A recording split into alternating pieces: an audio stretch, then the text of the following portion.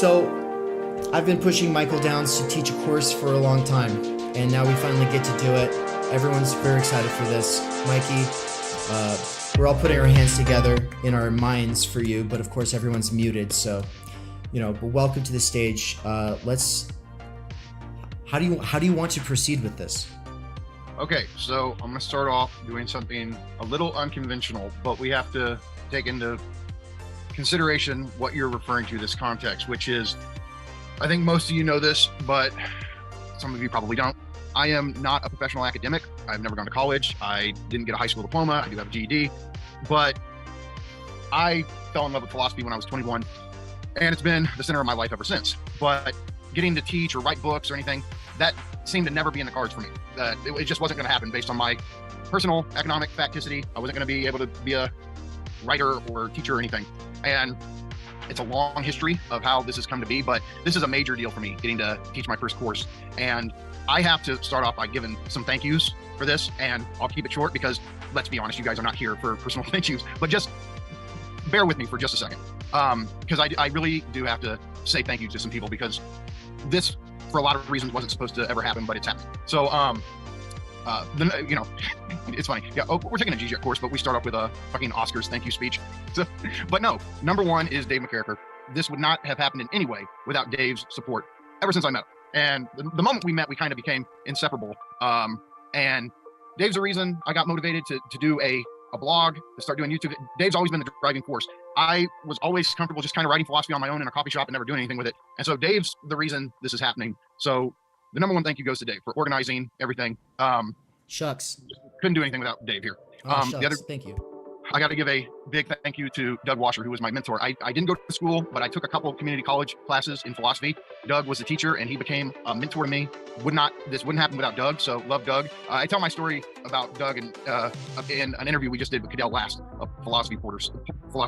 So if you want to hear this long story about me and Doug, you can go there, watch that interview. Another big thank you. He's here, and I feel so privileged to have him here. His name's Christian Pointer. He's one of my best friends, and he and I met at Doug's philosophy class. I was guest lecturing on Kierkegaard, and Christian came up afterwards and started Lacanian theory in its rawest form, and that makes this book really special. What's it, tearing with the negative, so on, all the major ones, right?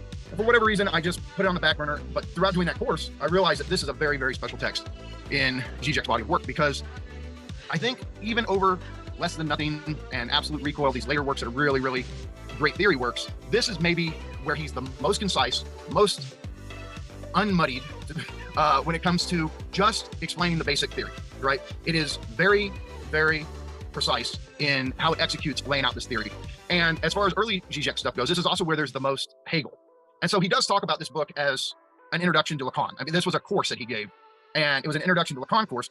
But there's a whole lot of Hegel here that Hegel's always present in his work. We know that Žižek is this guy who's thinking through Lacanian psychoanalysis and Hegelian dialectics mixed in with the critique of ideology stuff, which you can say is like the Marxist influence here. But Hegel and Lacan are his thinkers. And I think as far as the early stuff goes, this is where you get his Hegelian Lacanian theory in its rawest form. And that makes this book really special. A couple things just as far as little pieces of advice for studying. Žižek is a really great footnote writer. A lot of times I know that when you're reading a philosophy book, you see a footnote and you're like, okay, I don't want to get sidetracked.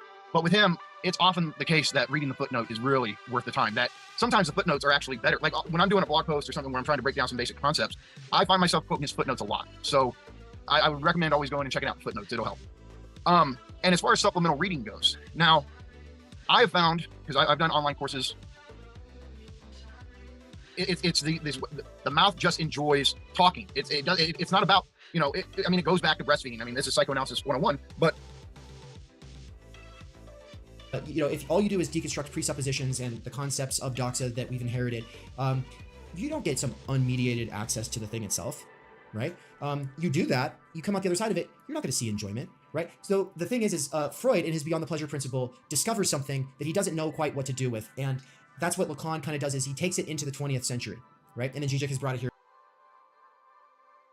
Welcome everybody to week 8 in review. I'm David McCarricker, your host here at the Theory Underground, an operation that is by and for workers. dropouts and autodidacts who do not belong anywhere. So good to have you all today. What you were listening to as this began was just a couple snippets. I was kind of skipping through the 4-hour lecture that happened last night.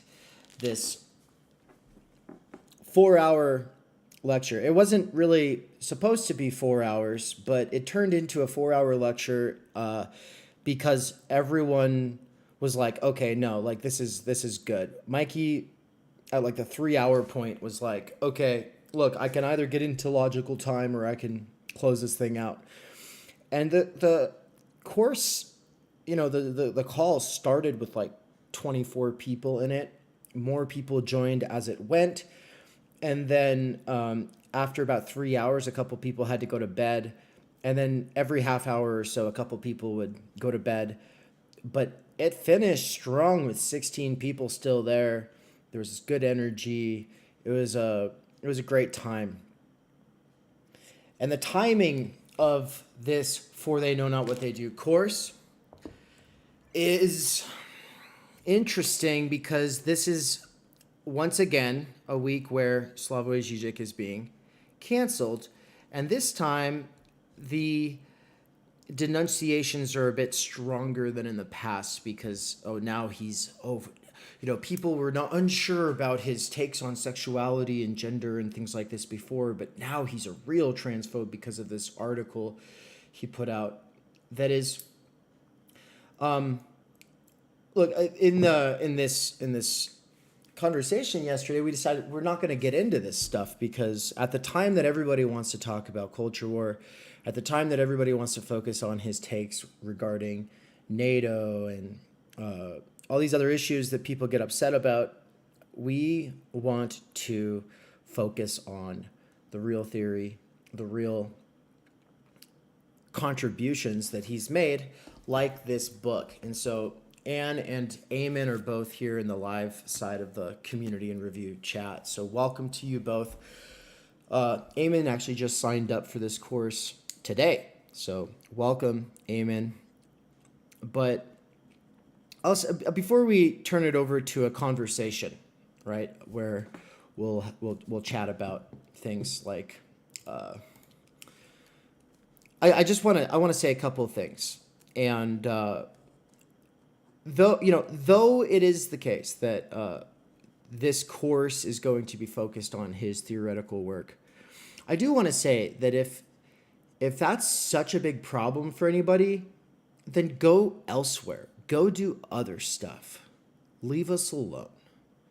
We don't care. We're not going to humor it.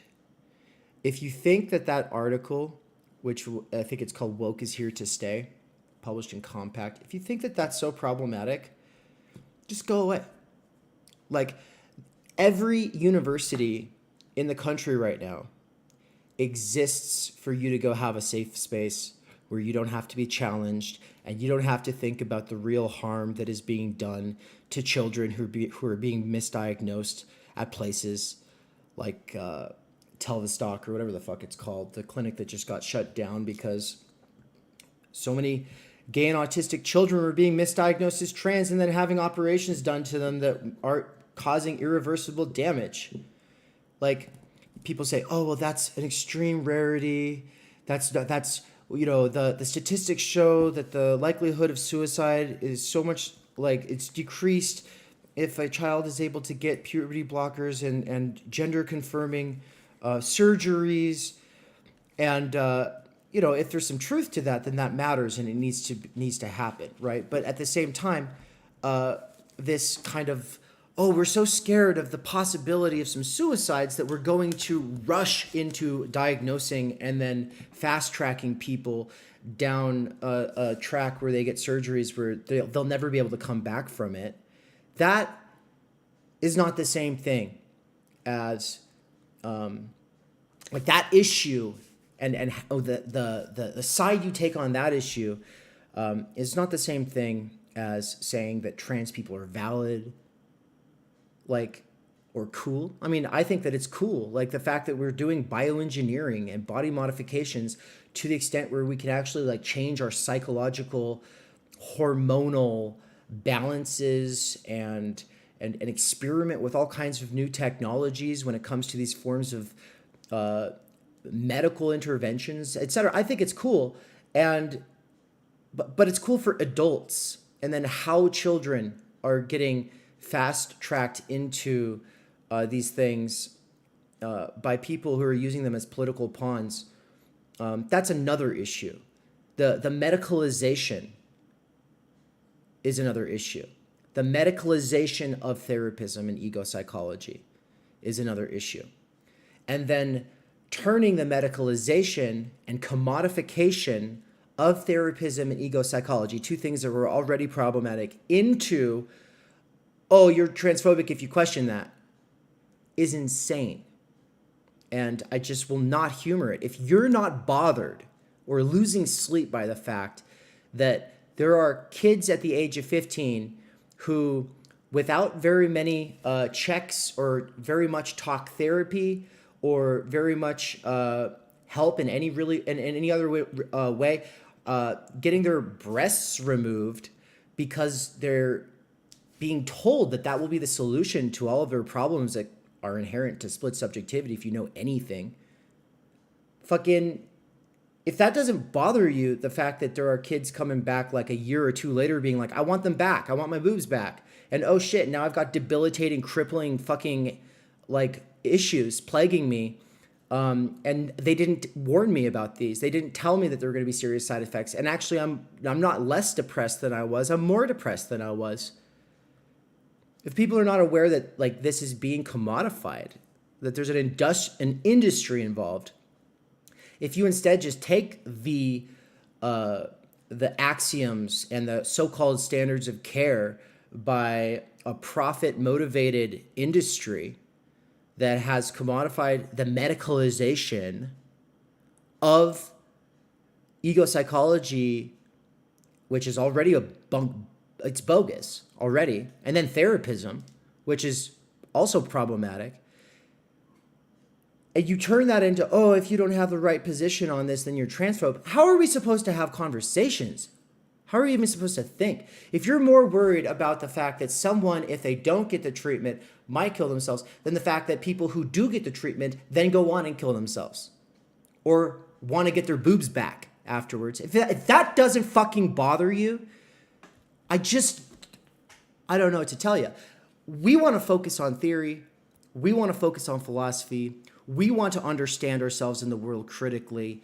And this bandwagon bullshit in the culture war industry is not one that we're looking to spend all of our time being distracted by. But when we're we put together this course over the, it took months to put this together. It took years to prepare people with the primers for the Žižek 101 playlist and the season 1, the Lacan 101 playlist. It took years to put that stuff together. And then all of a sudden, people were like, oh, you're transphobic. Oh, because you're doing something with Žižek. I'm sorry. First of all, if he was transphobic, that wouldn't change the fact that we want to understand his theory, because his theory and his theory of ideology especially is absolutely essential. You can't actually want to understand the world or do critical theory or thinking without tarrying with Žižek's real theory. And these cultural political interventions that he does are what he calls in the introduction to For They Know Not What They Do, the casualties of war, of him basically doing his, trying to apply theory in various ways. But just because he applies it in some way that you disagree with doesn't mean that's what we need to be focusing on, right? It's like Heidegger. Yeah. Oh, I've got fundamental disagreements with him, but I wouldn't have a basis in a conversation or even understand what Foucault or Derrida or any of these other people are doing if I didn't have that basis in Heidegger, right? So you have to have that basis in the intervention. You have to actually think through it and not just come through like, oh, I'm going to pick it apart because I don't like his conclusions. Okay? Yeah, of course we'll pick it apart. We'll tear it apart. We'll destroy it later. we'll deconstruct everything. Fuck, of course. But you also have to tarry with the negative and work through the contradictions and think, right? Not just get on these scripted bandwagons. And so I guess I'm a little irritated that this great theorist is constantly being people want to we dismiss him on the basis of a take, right? But then here's the thing: I disagree with him when it comes to his position on NATO. I disagree with him on a variety of things. The reason I don't sit here and do content on here is because they're complex issues outside of my area of expertise. I'm not going to fucking go there. But when it comes to ego psychology and therapism getting medicalized and industrialized, commodified, and the kinds of people who say no clapping at the DSA National Convention are the exact same kinds of people saying that to call into question the Tavistock approach or the WPATH standards of care is equal to being a Nazi or equal to being a transphobe, when these things are not the same. It's not about like a position on trans identity. It's about a position on children being highly susceptible and influenceable and suggestible, being herded down this uncritical fucking pipeline in a way that's actually causing harm. And so what I'm trying to say is like, yeah, I don't normally talk about any of his takes, but I'm talking about this one because I actually stuck my neck out on Instagram and I got a lot of whiplash. And maybe you could say, oh, well, Dave, that's what you get for talking about these issues. The only position that we should take is one of gender nihilism or of indifference or of look the other way. It's kind of hard to look the other way when people are calling you transphobic for teaching a course on For They Know Not What They Do. And then you look into why they're saying it, and it's like Žižek raises a valid concern that anyone in their right mind, that any parent especially, but especially just any regular working class person is going to look at and go, too far, too fast, too much, what's going on here? We don't have the data. We don't have the long-term research results. We already have a bunch of people coming out saying this was a mistake and that they've been harmed, and there are lawsuits that are, it's not going to go away. I think that this is the hinge into a new decade, and the whiplash is not going to be pretty, and it's in a sort of sense justified because of the excessives of the hypersensitive fucking reactionary wings of the liberal left progressivism thing that then gets uncritically supported and repeated just by normies who are Democrats or something more radical. Like, it just gets repeated because people aren't looking for themselves at the issues that are being talked about. They're just looking at, oh, someone who's an influencer who I should trust because of their identity is saying this man bad or whatever. Okay. So I was going to show a couple of Instagram things for my story, just because this is the week in review. This is where I'm supposed to give you the tea on things that have happened publicly that you should know about. And then afterwards, we go to a private call side and talk about some things behind, like that's not online, right? And so I do these every week. This is week 8 of Theory Underground. My positions are not representative of everybody's opinions involved, except that I would say that so far it seems like everybody involved would probably say, even if Žižek was a little too hasty or something like that, they would still say, yeah, he's worth reading and stuff. But this is my opinion. My opinion is just no. And so I'm going to pull up the story here. Let's see if I can do a screen share so you guys can all see what I'm talking about. Yeah, let's see. Will this open the story? So why Instagram story? Well, I mean, there's other social medias and I use them, but this is just where I was already catching wind of the cancellation, and so I just put out some basic stuff. And so I shared the link to the article in question called "Wokeness is Here to Stay," Slavoj Žižek, and I said, this is the new article he's being called transphobic for. Shake my head. Read it for yourself, people. Okay. And then I say, there is a difference between letting the right do your thinking for you and knowing that sometimes the right gets a monopoly on real issues because the left is unwilling to touch those issues. Right? I hope that is clear and not lost on you all. But the point is that the left and right in this culture war industry are both profiting on monopolizing certain basic insights, truths, or feelings that are not acknowledged by the other side. And so when human beings on the ground, regular working people, have traumas and serious issues that they need to talk about, like your son gets killed by the police, now you have to go where? MSNBC will talk to you. Fox doesn't want to talk to you. But your child was talked to by a school counselor whose first suggestion about your depression and anxiety was, well, maybe you're trans, got you onto hormone therapy, puberty blockers, put you on track for a surgery. You went through the process. Now you regret it. They didn't tell you about the side effects. They didn't warn you about these things. And where do you get to go? Who do you get to talk to? Obviously, well, Fox will bring you on. But the point is they both monopolize certain insights. Obviously, the left side has monopolized a basic insight that the right is almost incapable of fathoming, which is that identity expression and personal autonomy and the way that one chooses to appear or express oneself are basic human rights, and that not everybody experiences things the same way. And this, girls play with Barbies and guys play with G.I. Joes.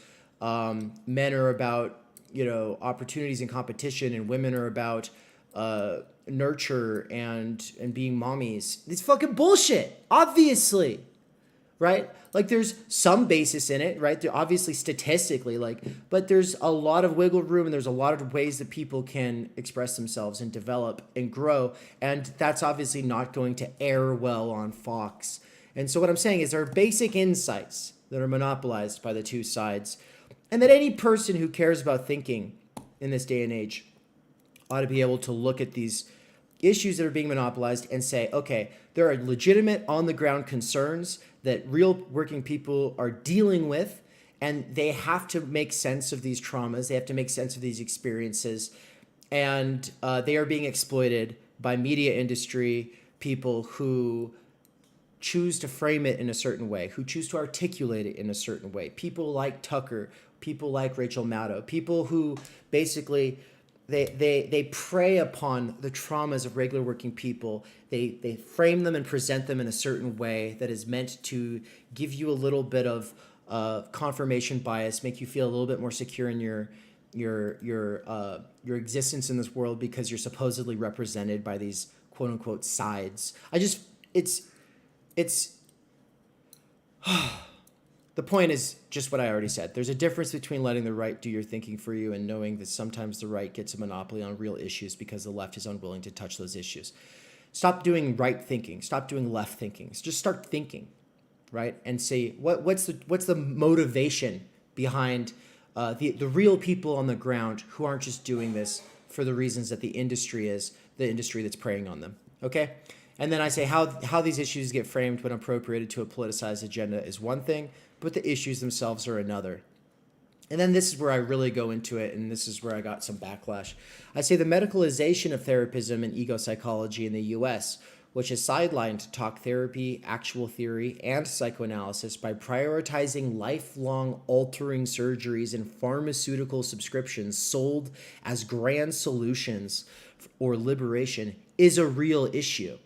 How those issues get articulated or framed by activists is one thing. The issues themselves are another, right? Denial of the existence of these issues and an inability to think about them for fear of being called a right-winger or some kind of phobe is cowardice or stupidity. Worse, it is complicit in the harm that is being done to children by these industries and their overeager advocates. That's not the same thing as saying anyone who's receiving gender-affirming care is being harmed.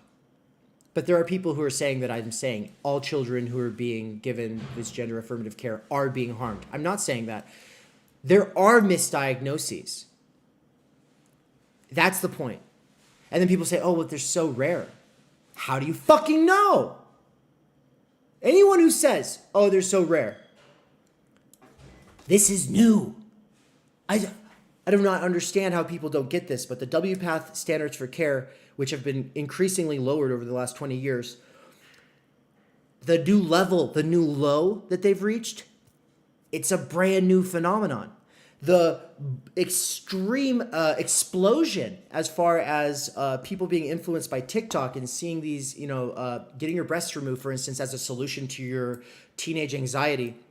That's not the same thing as, oh, this person is genuinely like in the wrong body or whatever. Like, these things are not all to be conflated, but the situation's made it so that they are conflated for people, and it's terrible. Okay, I'm going to speed through this so we can turn this over to conversation time.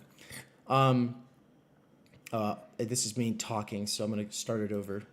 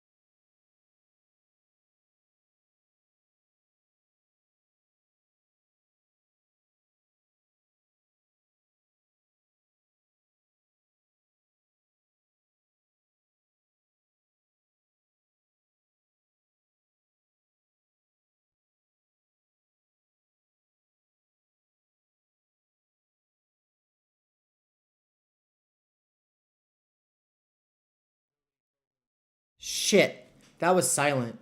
So I think on the Zoom side, Swol and Ann both heard that, but on the internet side, it was silent. Sorry about that, everybody. Let me fix it. And thank you for letting me know in the chat. All right, let's go.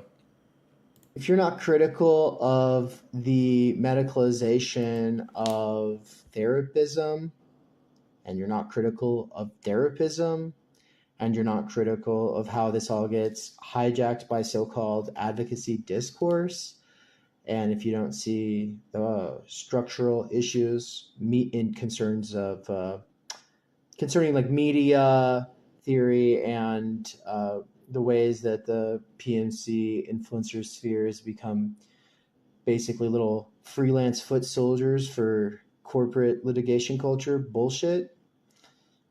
Like, are you even thinking with us? Like, are you even a part of the 21st century? Are you even conscious? Are you even paying attention? Like, just some questions to start asking yourself. But the people who need to think those things the most aren't going to, because they're just blocking me. So, bye-bye. And then here's where we get to the part with Vaush. Vaush, and actually, Swol, you're the one who shared this to me. Do you want to say anything about it? You got the picture up there, eh? Yeah. I can barely see it. There we go. How about that? Vaush said, Žižek's recent anti-trans article was so bad and so dumb that people in my chat were sincerely speculating that it had been ghost-written or that he had been impersonated. Yeah, the swarm of unthinking fucking people who just echo the dumb talking points that he feeds them as confirmation bias or bias confirmation all day long in his 7-hour streams. Thought that Žižek was being impersonated. Yeah, no, there's nothing to learn from Žižek. There's nothing there, folks. Nothing to see here. It's just transphobia. Vaush says, nobody is perfect, and I know Žižek had some dumb views on trans issues, but this was something else. This was like bog standard factory produced reactionary conservatism you'd see in the Daily Wire. Yeah. These are two like big news stories that a lot of people were talking about, and they point to a kind of, they're examples of a greater problem in two different kind of areas, but they all relate back to gender ideology and wokeness in general, and neither of them. There's nothing inherently reactionary in pointing out that there's a problem here, that or at least that this brings up issues and contradictions in how we deal with things. And they'll nitpick and say, oh, Žižek didn't mention that Bryson took HRT after getting arrested. Well, it's like, okay, nobody cares. Like, how does that change anything? That this Bryson fellow, who went on to rape several women in prison, started taking HRT, or hormone replacement therapy. And again, it was after getting arrested. So you're bringing up something. You're bringing up something that I forgot to bring up. So do you want to elaborate really quick on that? I'm going to run and get some coffee while you explain the situation, because Žižek focused on Tavistock. You said two things, and Žižek already brought up the one, which was the Tavistock clinic. It got shut down because it was serially misdiagnosing autistic and gay children as trans. That's not the same thing as saying that there's no such thing as trans children. Right? I have to say this over and over again because people keep saying that it's the same thing. It's not the same thing. To say that some children are misdiagnosed because they are suggestible, because they're children and they're being given like one possibility as far as what the solution to their problems might be, right? That's not the same thing as saying, yeah, there's probably there's actual trans children. I said probably, but there's probably actual trans children that exist. Like, we obviously know that there are little boys, or at least people assigned boy, whatever, who like to play with dolls, and they're feminine and blah blah blah blah blah. That we can all acknowledge that, but also the point is you never know if it's a fucking phase. You just never know with kids. Kids go through phases really fast, and then also if a kid isn't thinking that way, and then it's just like, I'm depressed, I'm anxious, what am I gonna do? And they're like, oh, have you ever thought that you might be in the wrong body? And the kid starts thinking about it, right? Well, that's suggestibility. It's not necessarily a very scientific, rigorous, falsifiable kind of thing. And then the problem is yeah, if it doesn't work out and they have regrets, there's been irreversible changes made in some cases, and that's what these lawsuits relate to. Okay, so that's the Tavistock clinic. That's a really big news story. What was the other news story? Go ahead and start from the beginning, because you were saying stuff that I didn't even know about, but I'll be right back. So the other item that Žižek mentions in his article is the case of someone named Bryson, who I believe was charged with rape, or I actually don't remember the initial charge right now. I don't have the article in front of me. And directly after their arrest and their charge, they switched genders, decided to switch genders. I don't know. And so they, declared they were a woman and started taking hormones. And I guess Žižek neglected to mention this part, that they started to take hormones, as if this somehow negated the possibility that this whole thing was a cynical ploy by Bryson, or was just somehow he was just taking advantage of a system to get kind of a better deal in a women's prison instead of a men's prison. You're less likely to get murdered if you're a convicted rapist in a women's prison than a men's prison. So there's reasons why to suspect that this may be a disingenuous move on their part. And right. So Bryson, basically Žižek was just talking about how the system is primed to just say okay to anyone's supposed sex or gender change, without really consideration of the possible consequences. And in this case, the consequences were the rape of more women in prison. Right, and there's been cases in the past where the right wing is talking about this kind of stuff that does happen, and then the typical loudest sections of the anti-turf, activist left. And I frame it that way because it's not that they're just pro-trans. It's that they're so anti-trans, or so anti-turf, that they usually actually undermine, I would say, the safety of trans people, right? Right. I genuinely believe that the kinds of virulent harassment campaigns led by the people who are in the communities of folks like Thoughtslime and Vaush cause reaction. And I don't just mean like cause people to become reactionaries, but I actually think it can cause stupid people to conflate or confuse genuine concerns over freedom and adult humans making choices about their bodies, conflating that stuff with these people who I don't believe they actually care or think about children in any real way. They have a political mission and they're on this path. So really quick though, thanks for elaborating on that, Swol. Anne has a hand up. What's up, Anne? What's up? I think so I've been doing my research over here on this subject because it's deeply interesting to me as to kind of what's going on culturally and how this all is being talked about. So I've been watching, cringy conservatives talk about it, and I've been watching interviews with trans activists, and I've been watching documentaries, and it's absolutely insane, that the people who are promoting this,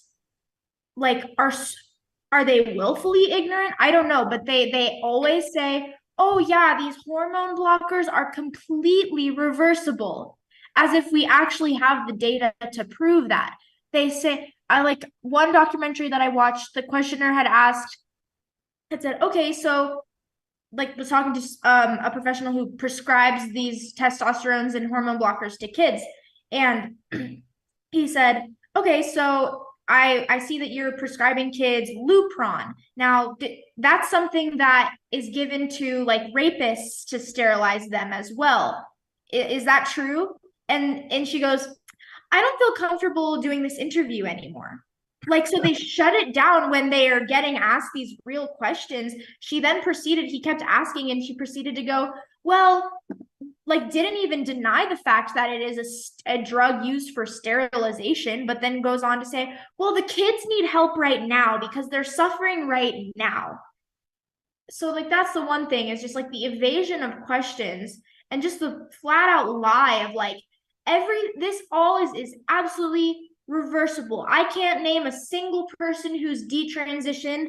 Okay, yeah, how about Helena, Michelle, Richie, Laura, Stephen, Grace, Chloe, Cole, Kira, Abel, Rachel, Limpida, Brian, Wagner, David, Arthur, Prisha, Daisy, and Kat. That's just a list from one website that's made a little documentary about these people who have detransitioned. A lot of them have, their vocal cords are deepened. They're going to sound, they're women who are going to sound like men forever because of the drugs that they took, and they regret that. Half of these women on this list have had double mastectomies before the age of 18. They can't get that back. They'll never be able to get, the ability to potentially breastfeed or just have normal natural breasts back. And so for some people out there, this is probably life-saving care when they're an adult, but just the blatant ignoring and downplaying of actual facts, actual evidence, actual testimonies, and all of these testimonies just seem to be saying the same things that, oh yeah, I talked to a therapist for 2 sessions and they immediately got me prescribed on hormones and puberty blockers. And then people go, where is this happening? Where is this malpractice happening? I don't know anywhere where it's happening. I just named 12 kids that it happened to. So it's just the people on the other side who just are blindly defending this are just being really disingenuous. And we're already seeing kind of the backlash of that and the harm that happens. So I can only imagine, in 5 to 10 years from now, with 2022 and 2023, where it's just being pushed as the thing, as the issue, as the solution. If we're already seeing this right now, I can't even begin to imagine the lawsuits that are going to come and what we're going to see, just because of the ignoring of like basic information and basic facts. So Right. yeah, And you had told me that in your research you came up with this number. Everyone take this all with a grain of salt, of course. We're not out here as advocates with an activist axe to grind telling you we've got some definitive hot takes and this is the real position you need to have. These are genuine questions and concerns that need to be honored and dignified. That's the point. And before turning it over to you, Swol, I just want to say Anne had told me that 18%, there's like a 13 to 18% detransition rate already, and that's just self-report. Yeah. That's self-reported. Yeah, that's self-reported. There's an organization called GenSpec. I'm having trouble loading their website, but they have two sister organizations. One organization that is called Beyond Trans. That's a platform to help detransitioners, and then another organization, I can't remember the exact name, but it's basically all of this. They've compiled all these studies and statistics into like one resource. And I'm also having trouble pulling that one up right now, so I will fact check this. But when I was initially reading, basically you can click on all these tags like detransition, suicide, hormones, this, that, the other thing. And it just pulls up a list of like studies with research and evidence and reports. And one, when I looked up detransition, was like whatever study it was citing had shown that there was a 13% detransition rate, and that was just from people who were still reporting. So people want to go, oh, well, the detransition rate, it's so rare. Yeah, 13%. Hold on. Vivila Godfrey in the chat says this caller needs to worry about some real issues. They are abundant.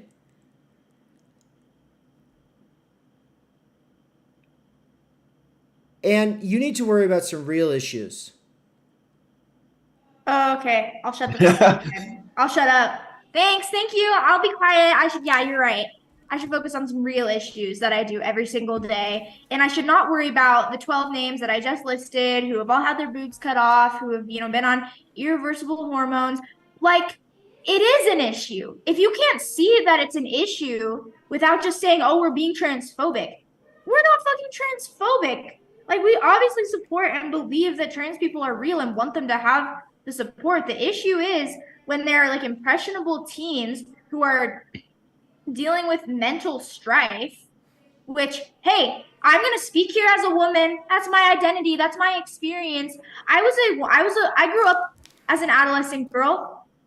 It was hard. It was hard. The hormones that you have to go through. There were days that I just hated my body and hated my boobs. There were days that, I felt really sad and depressed. And like therapy or talking it out would have helped me. If after a few years, if I had realized, no, I am not a girl, then that's where we start to talk about it.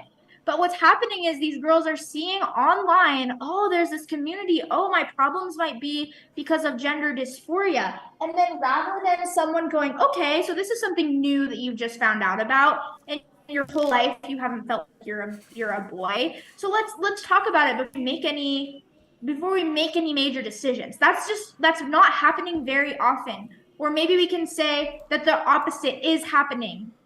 And so that is an issue. That is an issue.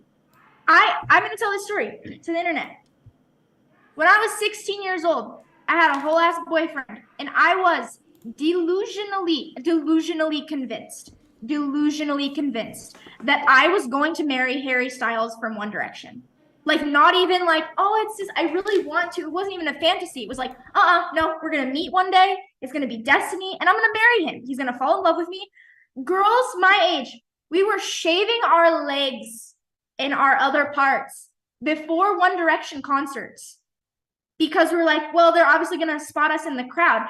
Now, that is not to say that like some women like know what they want, and young girls like they know what they want, they know who they are. I'm not bashing that. I think it's actually really funny. And I look back at this and I go, oh my gosh, I just literally thought I was going to marry Harry Styles one day. Like I thought, or at least we were going to date, or at least that I was going to meet him, that we were going to fall in love. That's just to say that like we kind of know from looking at history and like social trends of like, okay, there was like big, anorexia was was a trend that a lot of girls caught on to. Okay, like the goth and the scene kids was a trend that a lot of girls caught on to. Oh, being like a big believer in a One Directioner was a big trend that a lot of girls bought onto. But it wasn't just a trend. It was like, it kind of became your life and your identity. You really just wanted to be accepted and have this community. And for me, it was One Direction. Like, I fucking lived on Twitter. I fucking read and wrote fan fiction. Like, I was super into it. And this is a bad comparison, but if I was like, I identify as Harry Styles' wife, that is who I am. That is who I'm going to be in the future. I know it. I know it's deep within me. And then someone like kidnapped Harry Styles and like sold him to me as a 15-year-old. Like we wouldn't do that. We'd say, oh my gosh, that's now again, gender and my fucking like belief and love of One Direction. Two different things. Absolutely. I'm not denying that. Maybe like, but this is just to say that teenage girls, like, yeah, it's hard being a girl, and it's really easy to just fall into these social trends. And so there are real girls and real kids who are transgender and who feel that they're in the wrong body. But right now, what we're seeing with TikTok and Instagram and Tumblr and these communities and this activism that's pushing that, oh, if you're distressed, oh, if you feel bad about being in your body, it is because of gender dysphoria. And the only solution for that is to affirm and to get you started on medication right away, even though maybe they just discovered what gender dysphoria was 2 months ago. So that's the issue. The issue is that it's being rushed. So I'm sorry that I care about this. In years to come, we're just going to see more cases of people regretting it, of people suing their doctors and their clinics for just absolute malpractice and medical negligence of like actually telling them the facts. I mean, there are fucking 18-year-old girls now who have like osteoporosis and bladder issues. Even if it's maybe, maybe if we only know of 5 to 10, that's 5 to 10 too many. No, these stupid fucks are acting, and I'm getting like a little aggressive here because you're being called a sheep right now, and they're saying that your opinion doesn't matter. Basically, boobs are not a mere cosmetic feature. We're not talking about a nose job.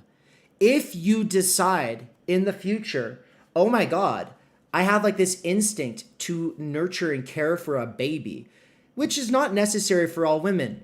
But if that awakens in you, but then you're missing boobs, okay, that's a problem. And also there's health effects from having them taken in the first place. As people who have breast cancer and then have to go through this surgery learn, right? And Viva Latida Godfrey or whatever is not trolling. Actually, this person has been a good faith comment section contributor for years, and so it's like, or at least a year, and so it's like, whoever this Godfrey character in the chat is saying these things, it's like, no, we're on a nerve right now. They're in a hurry to dismiss this as the concerns of sheeple. They're in a hurry to dismiss this as not real issues. Yeah, no, I'm not like we can disagree. We can sit here and disagree about it. But what's making me upset is when people go, "Oh my gosh, you're just a sheep. You're just repeating right-wing talking points," as if I haven't done my due fucking diligence. As if I'm not using my brain to critical think. I fucking hate trolling conservatives who are transphobic and who are misgendering people. I hate it. You're like, it's fucking stupid, like, yeah. As something that I'm not. Ben Shapiro and Christopher Knowles are reprehensible creatures, okay?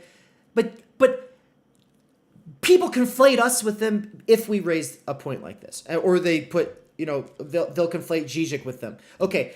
Really quick, Anne, I do want to get back to what you're saying, but I also, Swol's had his hand up for a while, and the reason I brought up the 18% detransition rate is, if that's true, we're still, here's the thing, if it's true. If it's not true, then that's something that needs to be worked out. But the point is you can't blame people for caring or being concerned when they're hearing that there's an 18% detransition rate, okay, first of all. But that's self-reported, which means that there's other people who have regrets who haven't come forward, in part because of these social pressures to oh, you would be a leaver, you'd be a betrayer, you'd be a this, you'd be a that if you were to, break rank, so to speak. Okay. Swol, yeah, what's up? Yeah, I just want to point out that for a long time, up until like, I don't know, 9 months ago, less than a year ago, I was one of these people who was fully defensive of the idea of puberty blockers. It's like, yeah, like Same. you can give them to kids while they're young, and there's no side effects. It'll just delay, and then just give them a It's a couple pause extra years. button. Yeah, it's a pause button. It's a pause button. Until this is just like I was also a pro mask or pro lockdown guy until somebody forced me to look at the evidence, right? And then the same thing happened with Lupron and these purity blockers. There was like 3 of them. Someone basically just kept challenging me, and it was like, look it up. And so I looked it up, and yeah, like Lupron the makers of Lupron got sued for how bad that drug was, like the damage being done to people who were taking it. And like Anne mentioned, osteoporosis. Yeah, that's a big problem. Like bone density nosedives, and it's basically irreversible. At least for a lot of people. A lot of people who take puberty blockers end up with lower IQs, and the list goes on. And it's like pretty bad. Like when you read A, the studies, and then B, the anecdotes, the stories of people who've gone through it. It's pretty scary. And there are, but you will. I have a friend. Say, we have a friend who detransitioned in the last 5 years, and well, it was a friend. I'm not even friends with this person anymore, because the thing is when a person gets duped by the cultural corporate left's talking points and takes that shit to heart, and then goes deep down the rabbit hole and is on all of these hormone therapies and stuff, and then eventually decides, oh, I got duped. The sad thing is they can often go in the opposite direction. And so I'm not really friends with that person anymore, because they went into some other. It's like I have limits. I've discovered that I have limits to the kinds of relationships that I'll maintain with people, and it's like if you're actively hanging out with sketch ass people and making excuses for the dumb and reactionary shit they say, then everyone's got to draw their line somewhere, okay? And I try to be maximally tolerant and think of like a society that allows everyone to be wrong, because people have the freedom to be wrong. But I don't have to maintain relationships with people if I think that they're so far gone or whatever, you know what I mean? But the point is I still care about that person's well-being. I still care about that person's freedom and that person's experience with the hormone therapy was it was extremely expensive. First of all, that's obviously an issue, and so that's a reason that less privileged trans people feel like they're not able to get it in the first place. But the more important thing here was that there were side effects. There were a lot of side effects, and she felt addicted in the sense of like, well, I don't love it anymore. I did love the results of the hormones for a while, but then I realized I don't like it anymore, but I've stayed on it for a couple years past the time, because if I cut myself off from the hormones, well then it's even worse, right? So it's like a lifelong pharmaceutical dependency. It's a lifelong pharmaceutical subscription by a capitalist industry, and we can't question that. Oh, we can't question that. We're so radical. We can't question the industry that's involved. We can't question the Democratic Party and its nonprofit organizations that are totally enmeshed in the corporate and bank and imperial state infrastructure. We can't question the assumptions that they take for granted and the scripts that they mindlessly repeat. We can't question those things. We're just going to be so anti-right that we just dogmatically accept everything that the cultural left says.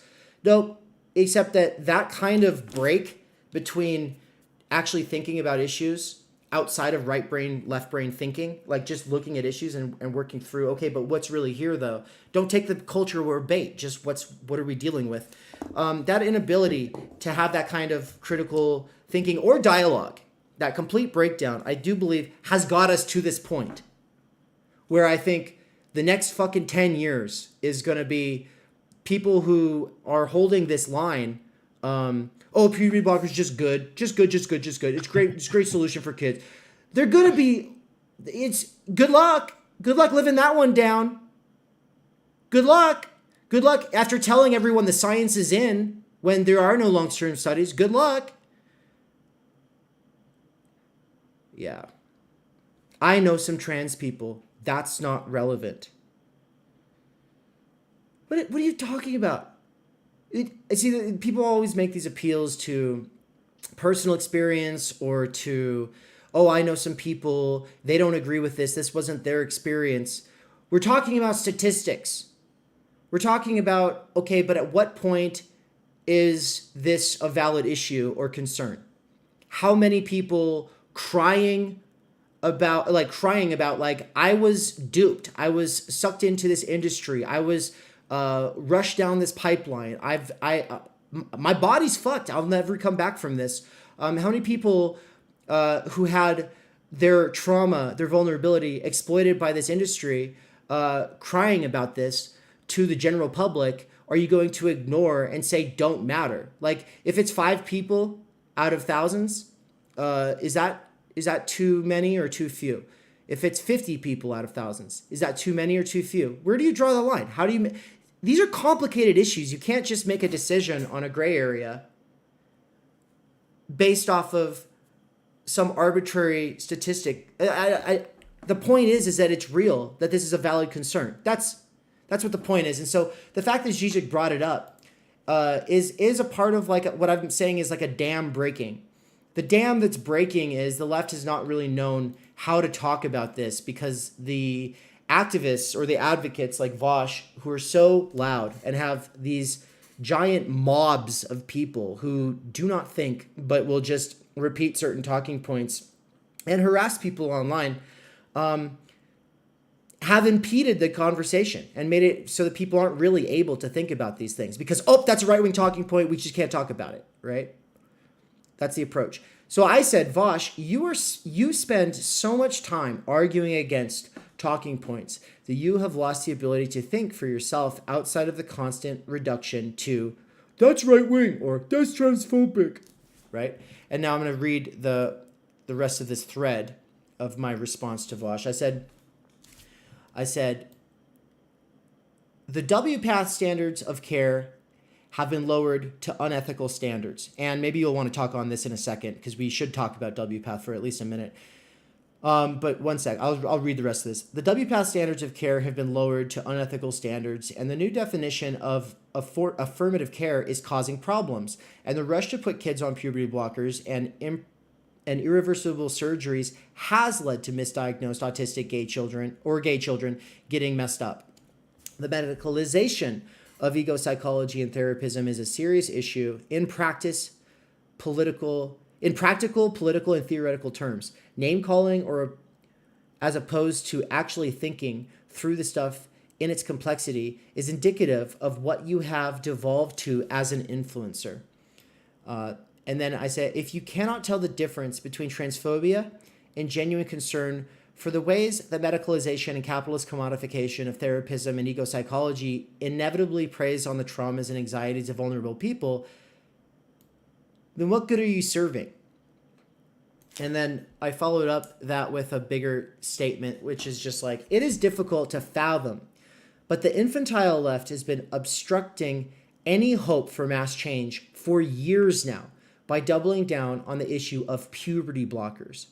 If someone wrote this in a sci-fi book 50 years ago, people would have thought that was too on the nose. But this is the unironic situation. Capitulating to this shit lost Bernie his shot in 2020. We will never get healthcare or anything from these people.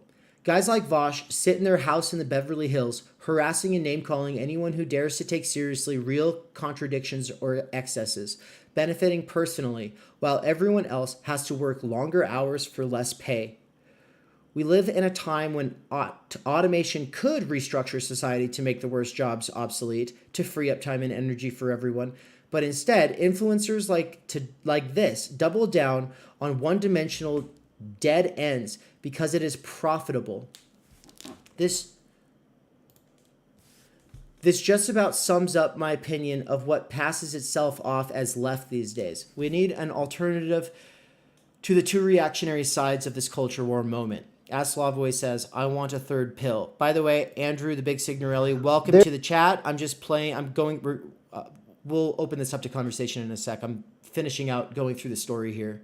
There has been a lot of people, okay, not that many, but a few, and some of them are notable on Theorygram, saying that these kinds of things I'm saying are transphobic or right-wing talking points. And I want to be very clear that trans rights and the existence of trans people are not in any way, shape, or form the same thing or dependent on the medicalization of therapism in ego psychology and the replacement or deprioritization of talk therapy and theory used to deconstruct the heterosis normative matrix of intelligibility and its beauty standards, or its norms for that matter. Okay? And the fact that some people can't tell the difference says everything. Everything you need to know about them. Okay? Okay, so let's do a quick little recap of where we are so far. I did a little thing to say the For They Don't Know What They Do course has launched.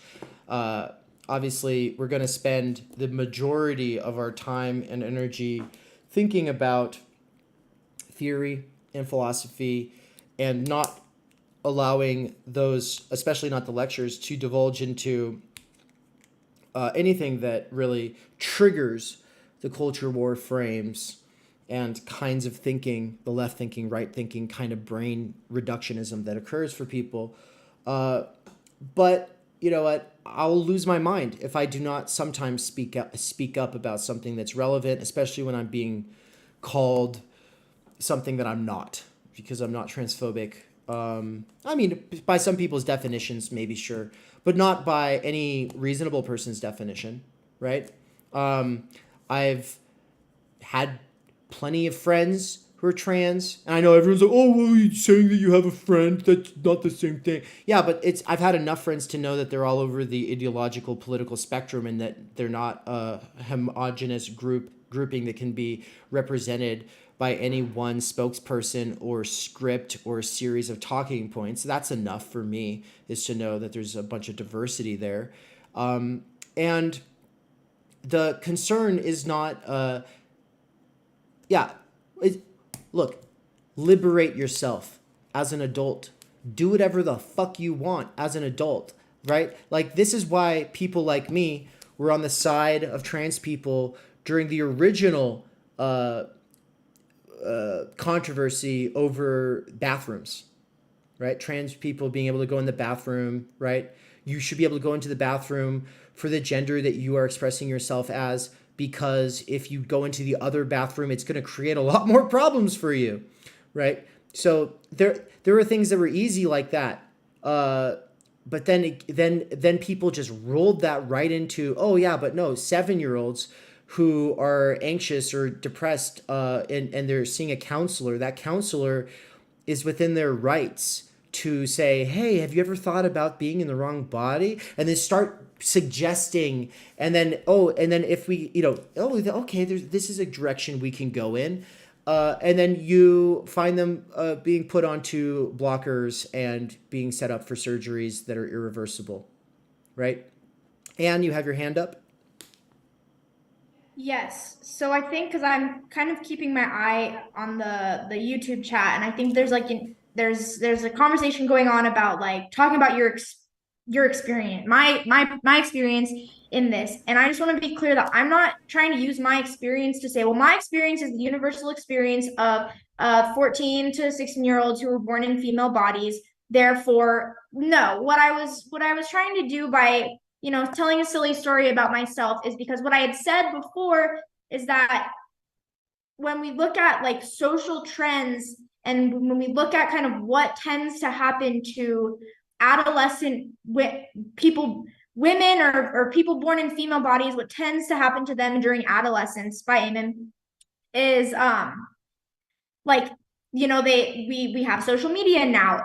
What we see is that, you know, women tend to be more focused on like relationships and trends and friendships and what's kind of going on socially. And so we can see, like, I don't have to pull any evidence right now to know that, oh, okay, there was a time when anorexia going around on Tumblr was a big thing, and it was affecting a lot of young girls thinking, oh, I'm fat, oh, I need to start, you know, cutting calories and trying to be as skinny as possible. We can look at, you know, like other social trends of like, oh, scene or goth kids. You have a lot of kids of both genders, like, oh, radically changing their hair and their style and wearing a lot of makeup.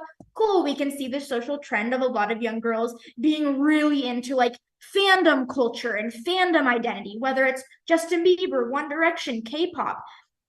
And now what we're seeing, what the kind of the social trend of the social media trend is gender. And experimenting with your gender. That's super cool. I think that is a good thing to be critical of. Okay, well, just because I have this body doesn't mean I have to like or be one certain way. And so my experience was just to say, yeah, I also experienced being like really influenced by social trends. Now what needs to be said is like, there are going to be kids who like, they truly have gender dysphoria and truly are transgender and truly need help. And yeah, you know, someone in the comments said we have to talk about like the suicide risk. Now, obviously, we don't quite have like the real studies or the evidence to know suicide rates before versus after transition. But hey, the fact that there's a group of kids who are feeling something like gender dysphoria or self-identifying as this identity or feeling suicidal, okay, that's a problem that we as a society have to deal with and that we have to face.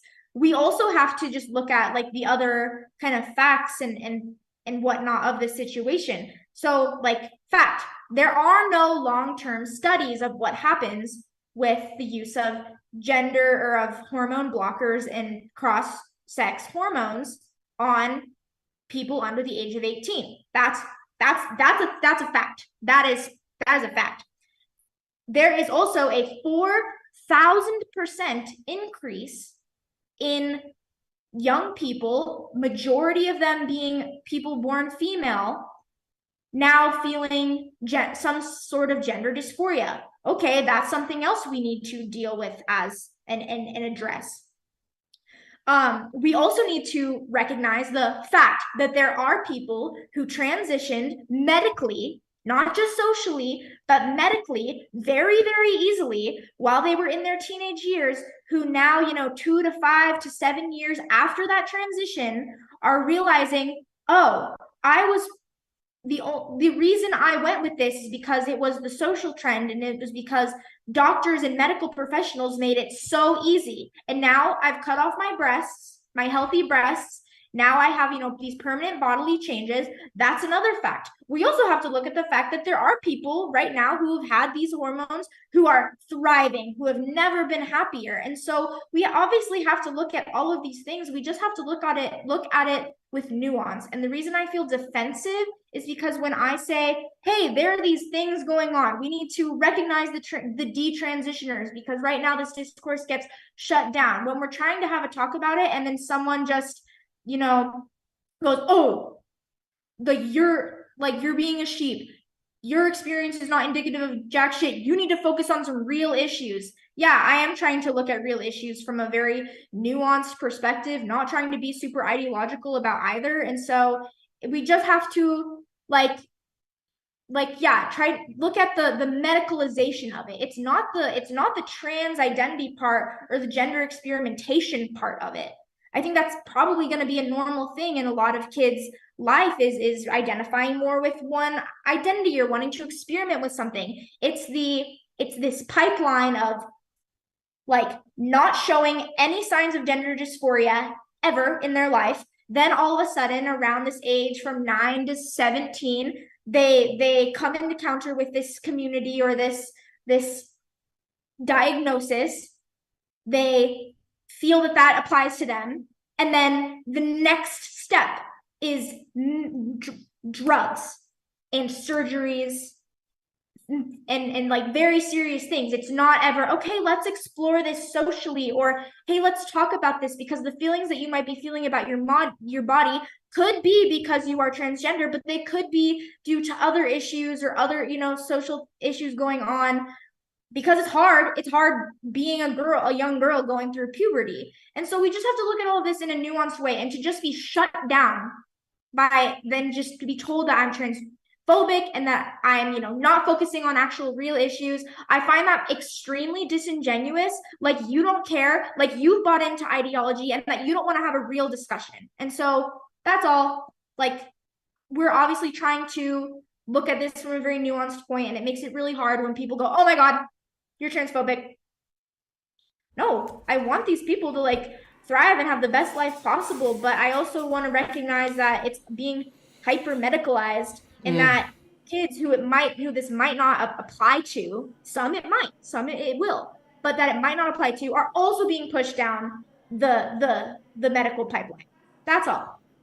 I feel like we need to clarify what is meant by medicalization of ego psychology and therapism. And Andrew, if you are in the chat still, that would be a good time to pop in. But I'm going to say something first, addressing the chat. And by the way, Andrew, I'm able to make it so that you are seen.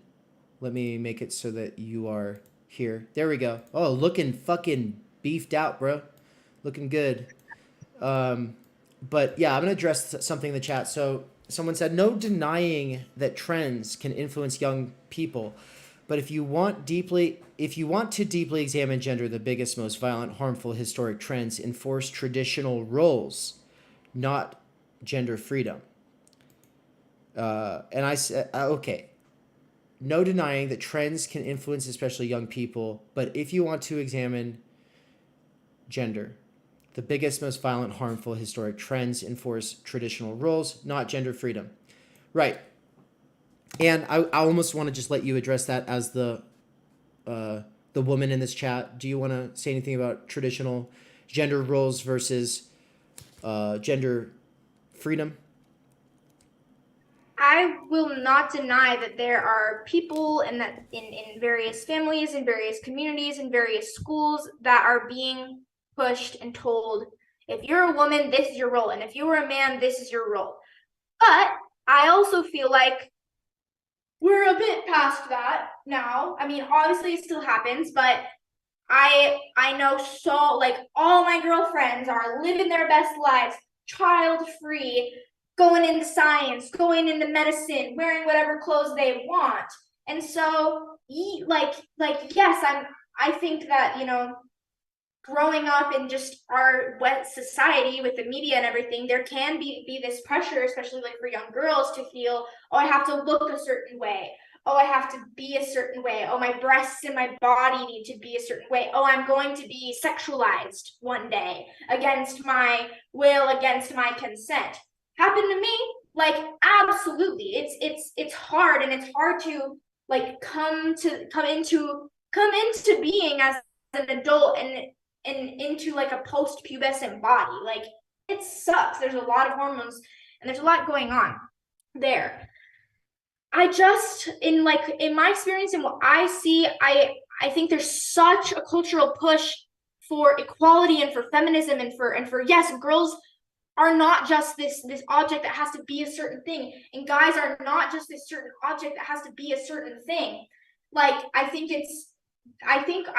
personally think that we're a little bit past like, oh, people are confined to such strict gender roles, and the only way to break that is to, like, change your gender.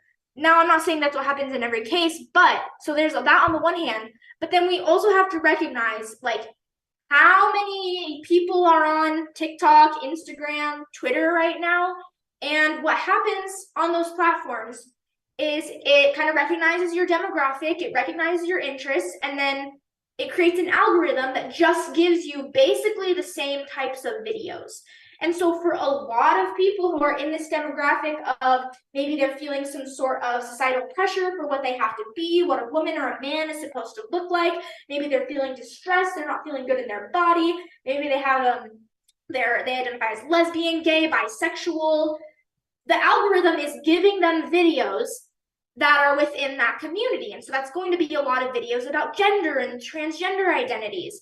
And that, so we also see that is also being kind of heavily pushed in kind of the current trend right now of, you don't even have to be the gender that you were, or the gender that you were assigned at birth. And so we have to look at both ways, and that there's influence coming from both sides. I personally didn't feel like in my life I was ever pushed that because I am a woman, I have to be a certain way. I have the ability to pursue whatever I want. I have the ability, there are days that I just want to wear boyish clothes. There are days that I just want to like not even feel like my gender. There are just days that I hate my boobs. I go, oh my God, I hate having these on me. They're just, they're so annoying, or they're super, like, I'm wearing the shirt and they're exposed and someone's gonna look at them the wrong way and it's gonna make me feel weird. Like, it's just very nuanced, like this gender thing. And what I feel like, from my perspective, is happening right now is that people are being reduced to their gender, and I, like, from my perspective, it almost feels like gender roles are being reified by saying, oh, well, if you're a woman, if you were born as a woman and you're challenging the gender roles and you don't identify with it, even like, oh, then you're just not a woman, because a woman can't identify with the boys and be a tomboy anymore. Oh, no, it just means that you're a man. Oh, and if you're a guy and you really like wearing dresses and makeup, oh, it's not okay for you to be a guy who does that anymore. You're just the opposite sex, and now you need to medicalize it. And so, like, what it feels like is we're almost focusing like too much on gender right now, and everything is about like how, like, you're so much more than that, and your personality and your preferences like aren't just about like the gender, the sex that you were assigned or that you identify with. It's like we're all very unique individuals. So like, that is probably going to get called transphobic, whatever. But that's just like my response to that, is that there's nuance, and we see both. I think we see both right now. And to deny that social media is like pushing like transgenderism or showing a lot of it to a young audience, we just can't deny that. That's all. Thank you. The other part of that was just to say that in vis-a-vis the whole thing about traditional gender roles being harmful, I would not say that all women have felt oppressed because they were mothers, but it is oppressive for evangelical fundamentalist Christian dipshits to say that a woman's sole occupation or calling is to be a mother, right? And so obviously that's harmful and limiting on freedom. But evangelical, okay, impregnating you and wifing and impregnating a woman before she's really gotten to experience life, right, and make decisions about who she wants to be or what she wants to do, that's pretty bad. But they still get to have their boobs. Okay, I don't know. It's just, to me, it's like, oh, you're using one bad thing to justify another thing. And it's like, look, if an adult says, I fucking hate these boobs, I'm going to get rid of them. And I can totally see myself doing that if the roles were reversed. I could totally see myself being like, I am so fucking sick and tired of the male gaze, and I don't feel like these are anything important about me or my future. And in fact, they're limited. And if they knew that for years, if that had been a feeling for so long that they couldn't help it anymore. Right. I just wanted to add. Yeah, but that's different from suggesting to a child that this is a solution to their anxiety. And now that's where we come to medicalization, ego psychology, and therapism. So let's say a few things about what it means to medicalize ego psychology and therapism. Andrew, you're a resident expert here. What are you thinking? Well, so we got to distinguish between ego psychology, which is a form of psychoanalysis, a branch of psychoanalysis that Lacan was critiquing. And I wouldn't say it really exists as much as it was predominating in France back then, but we could see a sort of misrecognized form in the way that behaviorism like CBT and DBT operate. pretty much making categorizations off of different clusters of personalities. It's like you got like the A cluster, B cluster, C cluster. Now, I don't know the specificities of all that, but there are different ways to diagnose you. And it's interesting about this because when we're talking about these discourses of gender and the over mystification of it on the left and this refusal to speak, we're not talking about liberals. We're talking about full-blown Marxists, full-blown Deleuzians, and Foucauldians. And what's interesting about the Deleuzians and Foucauldians is that their critiques of psychiatry and the institution of these fields have captured the schizophrenics, the people that are mad, and those that don't adhere to the sort of norms, like the heteronormativity, and they're becoming medicalized and marginalized. So that's pretty much the whole project, especially Foucault, right?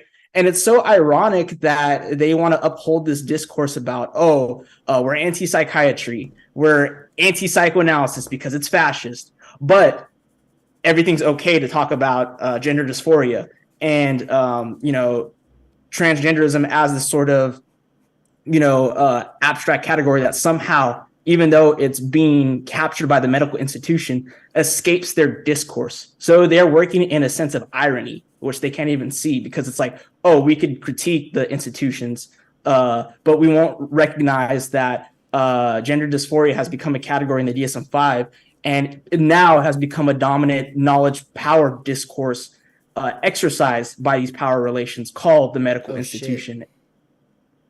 That's the main thing. And it operates in what we call ego psychology, or really behaviorism, because it's like, the way you're feeling and thinking, it doesn't align with how you actually are. You're having, radical skepticism or these feelings of not being connected or attached to your body. Hysterics feel like that in the psychoanalytic sense. And a lot of conversion, which what that means, like in hysteria, is that like certain unconscious symptoms escape formation, and so they manifest as like bodily physical symptoms like constant flu, or like, I don't know, seizures, insomnia, etc. And they mainly happen with women. Not to say all women are hysterics, but for the majority this happens. But they tend to question their own sexuality, but they never not a lot of them reach the point to saying that they feel transgender. But we could see a sort of general hysteria and conversion in a lot of people.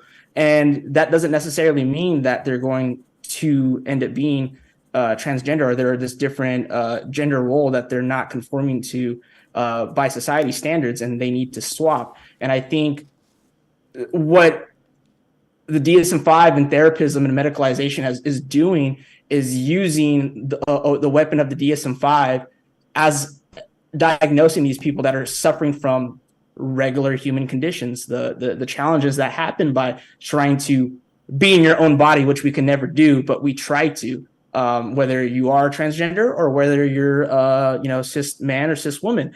But we all suffer from trying to adapt to our body because our bodies are always changing. And with that, they end up using these things like, psychiatry does with medication, like, you're depressed, here's some serotonin inhibitors or boosters. Right. And it's like, no, like, I literally don't feel fulfilled in my life. I feel like I'm stagnant. Here's some medication. You don't feel connected to your body. You don't feel like you're this person. You're alienated from your whole family and your peers. Dude, it's like saying, you're having trouble in your marriage. Just do MDMA every week together. That'll help you love each other, right? Like, what if our marriage has real issues and we actually have to work through those issues, and doing Molly isn't going to do anything but sweep those real issues under the rug and help us, hijack our brains into feeling temporarily okay, right? So this is the medicalization. That's an extreme example. That would be the medicalization of dysfunction in relationships, as opposed to talk therapy. And so the thing I wanted to say about ego psychology, though, is that you just said it's a branch of psychoanalysis, blah, blah, blah, blah, blah. I want to say I'm using it in a broader sense to say, right. And yeah, you can use it. You can see it how it is now with behaviorism. The fundamental, even outside of that, there are fundamental assumptions that normies operate with, and normies fill these nonprofit organizations. It fills all these advocacy orgs. And so what is the normal assumptions that people have? It is that there is a real you deep down below that has to be brought out so it can be its full self. And this is where the just be yourself idea comes from. This is where people think, oh, I wasn't being myself. Oh, I've got to be myself. I got to find myself. And so then in that case, psychoanalysis or any other kind of talk therapy that takes these assumptions to heart is going to say that the solution to your problems is that you are not integrated with yourself in this one-to-one relation, right? And so obviously the medicalization of that split in the point of Lacanian psychoanalysis is that the split is inherent to all of us, that there is no one-to-one correlation between you, yourself, and its ego and your actual subjectivity, that these things are different and that they cannot be conflated without problems, and that this whole totally actualized ideal ego image is a fantasy, and it's traumatic to realize that it's out of reach and that it's impossible and that it's riddled with or covering over contradictions, but that, talk therapy is supposed to be one way of coming to terms with that, right? Well, therapism as an ideology, which you can read about in One Nation Under Therapy or Therapy Culture by Frank Ferretti. Therapism is the pathologization of everyday life, the turning difficult situations into traumas, like interpreting them as traumas, and then using hypersensitivity and cloistering, protecting, isolating people from difficulties, and medicalizing those. That's the therapism angle. So you have ego psychology here, then you have therapism over here, and then you have the medicalization of those things. Because so far you could have ego psychology and you're just going through therapy, through talk therapy. Then you could have therapism and you're just going through talk therapy. And they're fucking you up. But, there could be some good that comes from that. But the medicalization of it is to say the pharmaceutical companies and the psychiatry industry intervene and displace the talk therapy and displace critical theory, right? Because gender theory is theory is the proper domain of gender theory. But now people go, oh, there's a definition in the DSM-5 and we're just going to go with that. And so if you meet this definition, then we're going to have to put you on these drugs and we're going to have to put you through these surgeries. And that's a different thing altogether, right? There's I like that. layers here. Yeah. And we could see therapism as an ideology and the medicalization of it, just like in the way Dr. Adolf Reed Jr. talks about how different ideologies act as a sort of what does he call it? A genius, a species of different narratives that aren't the reproduction or aren't pretty much the cause of capitalism, right? But they operate within capitalism, right? To kind of mask over the complex contradictions and antagonisms. And when you pretty much label somebody's pathology or everyday condition that's not necessarily a pathology, but it becomes pathologized in a way that makes them think, oh, it's all about me, or just the fact that I'm in always toxic relationships, and not the fact that, oh, there is a relationship between my human suffering and me trying to cope with shitty social economic mode of production that doesn't allow me to cope correctly or to grow. And we could even use Christopher Lash's how there's no nurturing in the way labor production works. There are no modes of labor or institutions that allow for us to expand our human capacity to love or to be together and to create fruitful relationships. So we become atomized by these things. And once we're atomized, then we take these as dogma. It's like, oh, don't talk about my mental health. You're criticizing it, you're invalidating me. Oh, you have a niche or nuanced take on gender theory. You're triggering me, you're transphobic, you're a fascist because I went through this process. So that's also the symptom of these species of narratives that are ideological. Thank you, everybody, for participating in the live chat. Andrew, I'm really happy you made it because your insight into all of this stuff is really important. I want everyone to know that the big Signorelli is also the Master Signified Bodies on Instagram and one half of KVoy, which is a channel on YouTube. And maybe, Andrew, you could share a link in the live chat. But the other thing is that KVoy is the other half of the Young Žižekians. And so we're about to go have a conversation with a prominent Žižekian that will be published to the KVoy channel in the very near future. So that's something to be excited about, everybody. This was the Week in Review stream. I was going to read from Slavoj Žižek's For They Know Not What They Do and do an exegetical reading of it. But I felt like, look, this issue is one of those issues where as soon as you start talking about it, people put words in your mouth and conflate you with reprehensible characters who are saying things that you're not saying. And Callie said, tomboys, fanboys, and NBs still got left out of many mainstream discussions of this topic, as well as the significant percentage of trans people who want only partial or no medical transition at all. The point, nothing. We're past that conversation, though. Look, people who want to identify any way that they want can identify any way that they want. That is not what's on issue here. What's on issue here is self-ID, having the power to move you from one prison to another, self-ID, having the power to put a susceptible kid on track for irreversible changes that are, in most cases, being rationalized and defended by people who are projecting their own adult experiences onto children.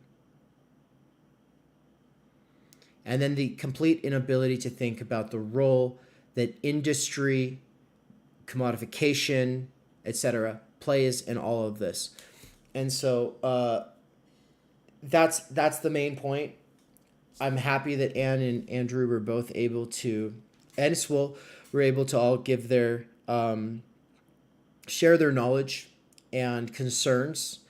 There's obviously room here for people who would disagree with us, but there's a type of person who can't disagree with us without calling us names for expressing valid concerns that we expect any rational parent or human citizen really with values or concern for other people outside of pure ideology would take seriously. And the conflation of Žižek with actual transphobes is ludicrous and indicative of the lows that this discourse has reached. And I said it before and I'll say it again, part of the reason that it has reached these lows is because people are scared. People are scared of ThoughtSlime's audience. People are scared of Vaush's audience. Those are the two different sides of the left tube, bread tube world. And they get so much money in support from people who just want their biases confirmed.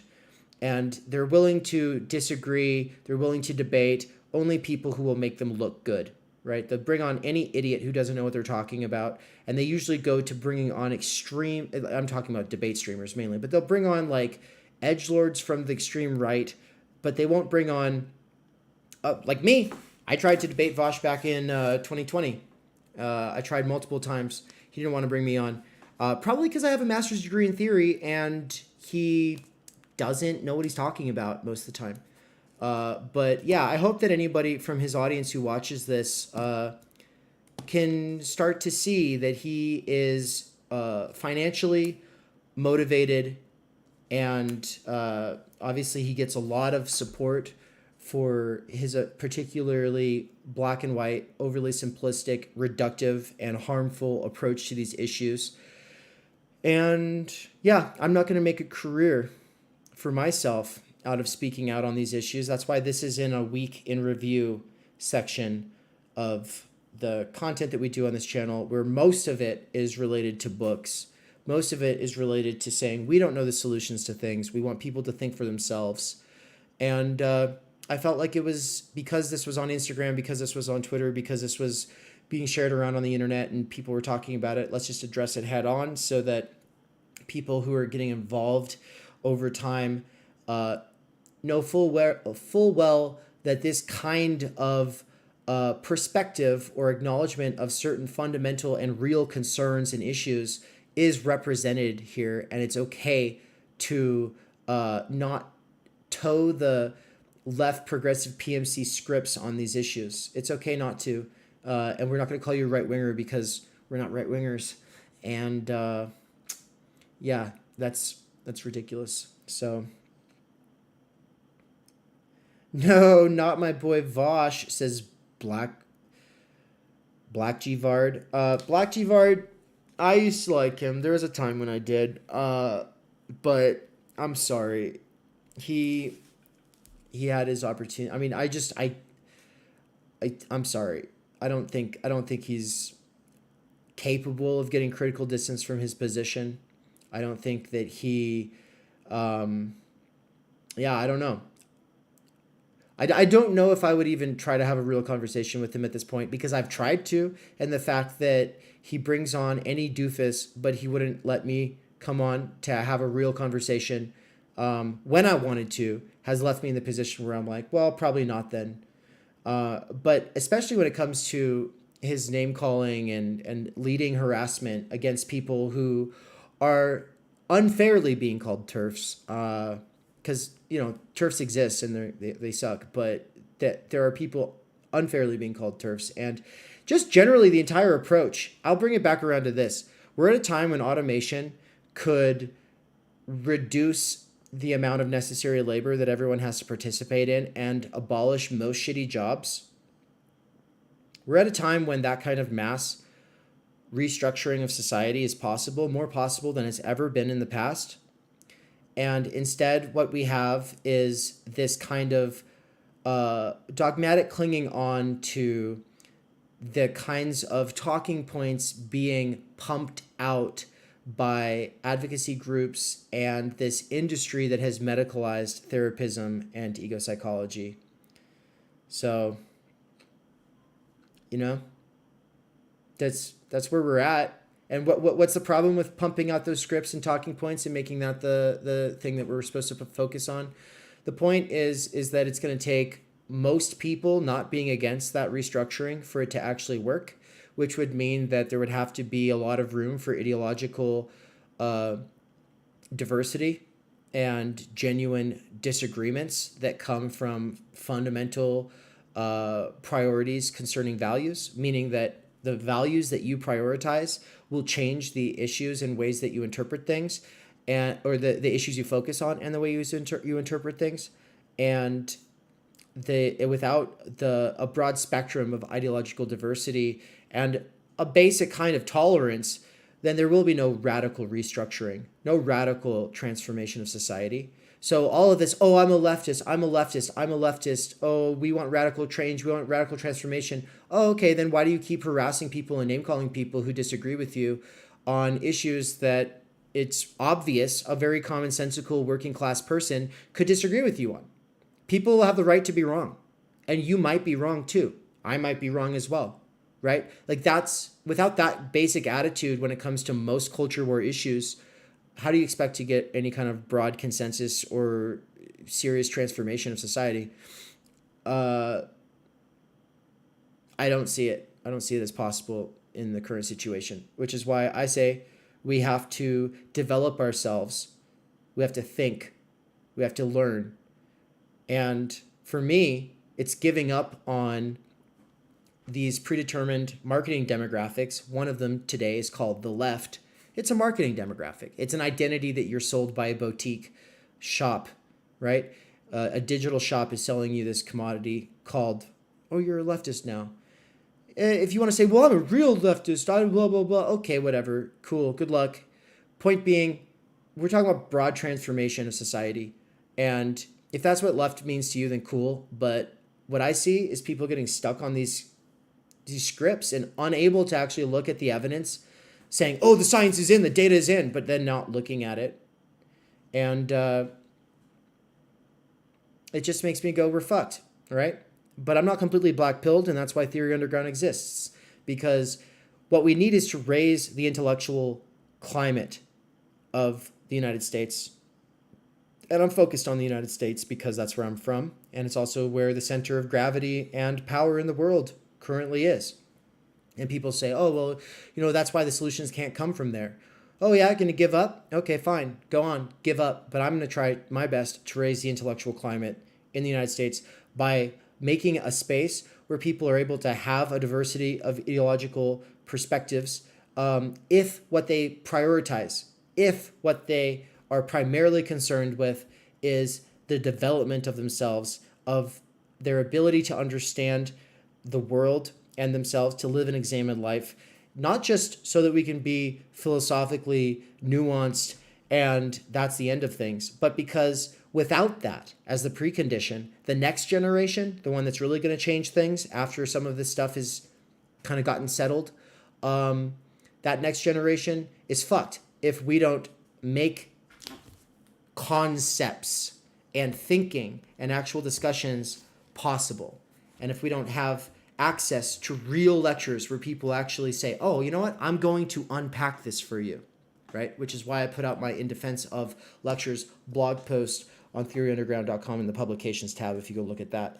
But this is why we're doing this For They Know Not What They Do course. And Slavoj Žižek's theory is more important now than ever.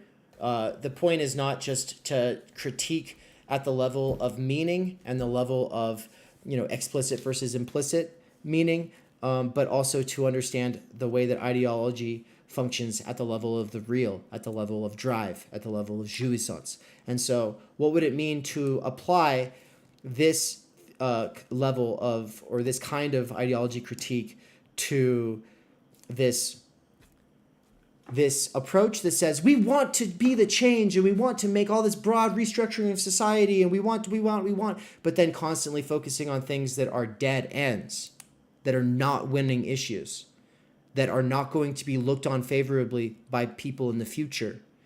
Yeah, I don't know. It's almost like this is the death drive of the left, as some people have said. It's almost like some people's enjoyment comes from undermining the possibilities of radical and mass transformation of society, while at the same time saying this is what we want, right? So I would prefer not to. And that's what I have to say about all that. I'm going to close this out in a second here because I have to go get ready for that interview that will be published on KVOY channel soon, okay? But thank you all for getting in here. Secret Asian Dan in the chat said, all y'all in the Imperial Corps, enjoy yourselves. You can't do nothing. Yeah, no kidding. Yeah, well, I guess we're just labor aristocracy. Fuck it. Fuck it, right? There's nothing we can do. I mean, obviously, if you believe that, then leaning into these dead ends and polarizing things harder and just causing havoc, yeah, could be seen as some way of doing, like, what? It's the digital equivalent of throwing a brick through a window, I guess.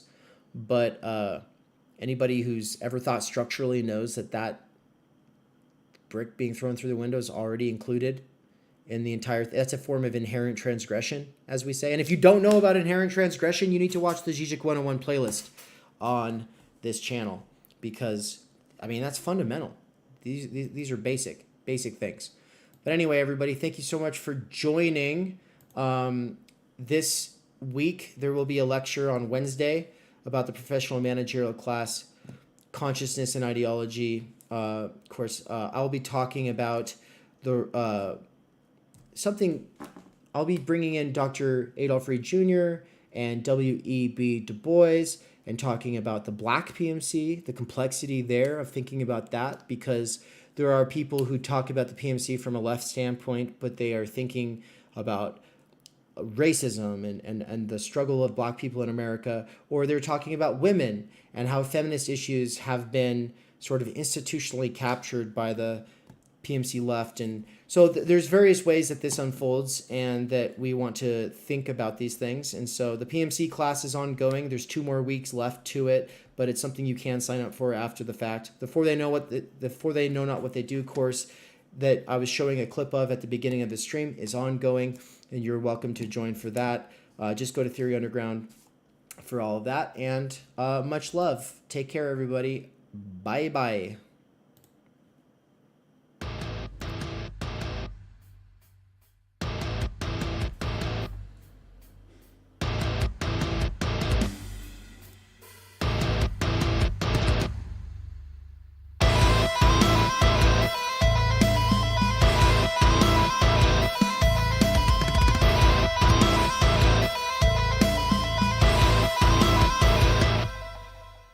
In an attempt to bring in new people to the world of philosophy and theory while building on relationships already established, we are doing a countrywide tour of the United States this fall. What's up, guys? It's Ann and Are we Dave. coming to a city or town near you? Do you think there is a venue or audience in your local region that would be interested in a lecture or facilitated discussion about existentialism, critiques of therapism, PMC ideology, self-help, introduction to philosophy, or the time-energy critique of any of those things? This speaking and discussion facilitation tour will include the Pacific Northwest in mid-August, the Kansas City, Missouri area late August or early September, Philadelphia at the beginning of October, and really we're going to be all over the area there, hopefully, so get in contact with us if you think that we should come visit your state. Phoenix, Arizona, mid-October, and SoCal, especially San Diego, late October. I say especially San Diego because we already have our guide for the San Diego region.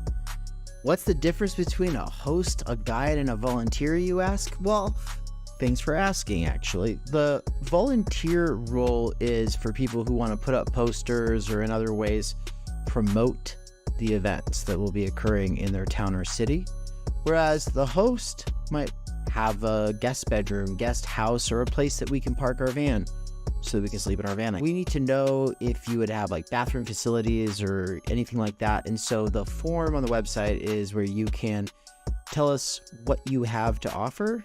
Guiding, on the other hand, though, people who love to guide take a lot of pride in their local knowledge. A good example of that would be Michael Downs when I visited him in Raytown, Missouri, and he took me into Kansas City and we had barbecue, and he took me to the mall and to all these other landmark places from his life growing up there. But a more recent example would be my friend Michael in Poland, who took us around Katowice, Poland, and basically gives a historical and sociological analysis of everything, and it was amazing. It was one of the coolest things we've ever experienced, and it made us realize some people just want to provide the space and privacy, whereas other people want to take you out and show you around.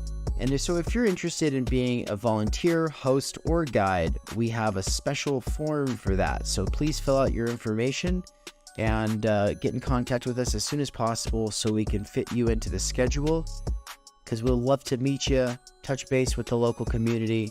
And if you don't think anyone else in your area is interested in the things that you're interested in, if you don't think anyone else is into this stuff, well, we might be able to surprise you. When I saw that poster, Boulder art in Boise, fucking Idaho, are you kidding me? It was virtually an answer to an unspoken prayer, It really was. And I just couldn't believe that somebody was interested in the things that I was interested in, that I had been interested in for years and had kind of given up on in futility. I'd labored in solitude for so long. I had no one to talk to about it, no one to bounce ideas off. This tour is going to bring together a lot of people who want to be based in text with the people they're in conversation with, and yeah, I think it's going to be a fantastic year. The only other thing that I want to say is that Michael Downs' first book is going to be published by Theory Underground really soon here. I've got another book coming out really soon here. These books will be spread throughout the United States on this tour. So I'm hoping to be able to do some actual book launch events at various bookstores. Outside of that, I guess the last thing that I would say is that Michael Downs is gearing up to teach For They Know Not What They Do by Slavoj Žižek.